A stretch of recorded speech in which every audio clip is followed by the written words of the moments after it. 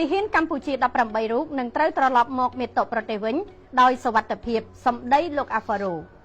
លោកមីឆាប៊ីអាហ្វារ៉ូដែលជាអ្នកបញ្ចុះបញ្ចូលសហព័ន្ធនិងទីប្រឹក្សាហិរញ្ញវត្ថុនយោបាយបានផ្ដល់ក្តីសង្ឃឹមដល់ប្រទេសកម្ពុជាក្នុងការនាំយកវីរៈកងទ័ពកម្ពុជាទាំង18រូបមកប្រទេសវិញនៅក្នុងថ្ងៃច័ន្ទនេះលោកមីឆាប៊ីអាហ្វារ៉ូដែលជាពលរដ្ឋអាមេរិកដ៏ក្លាហានបានផុសសារនៅលើបណ្ដាញសង្គមថា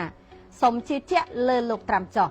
ទីហ៊ានកម្ពុជា18រូបនឹងត្រូវត្រឡប់មកមាតុភូមិកំណើតវិញហើយលើកនេះមានភាគរយខ្ពស់ណាស់គ្រាន់តែអានសារនេះភ្លាមប្រជាជនកម្ពុជាជាច្រើនបានខមមិនសម្ដែងការសាទរនិងដឹងគុណចំពោះលោកត្រាំក៏ដូចជាលោកអាហ្វារ៉ូ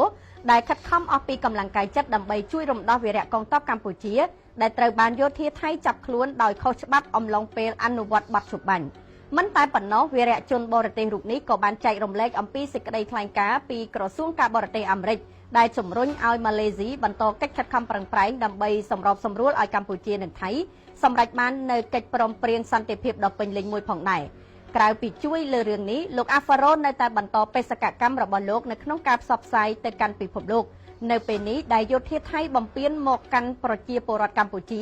ដោយជាការផ្សព្វផ្សាយអំពីការដែលយោធាថៃរាយបន្លាលួសនិងការដែលបណ្តែតបណ្តោយឲ្យមានការចាក់សម្លេងខ្លាំងៗរំខានដល់ប្រជាពលរដ្ឋកម្ពុជាជាដើម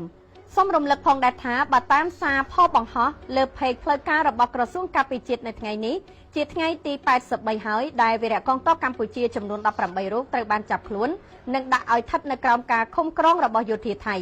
រាជរដ្ឋាភិបាលកម្ពុជាក៏បាននឹងកំពុងធ្វើយ៉ាងសស្រាក់សស្រាំឥតឈប់ឈរ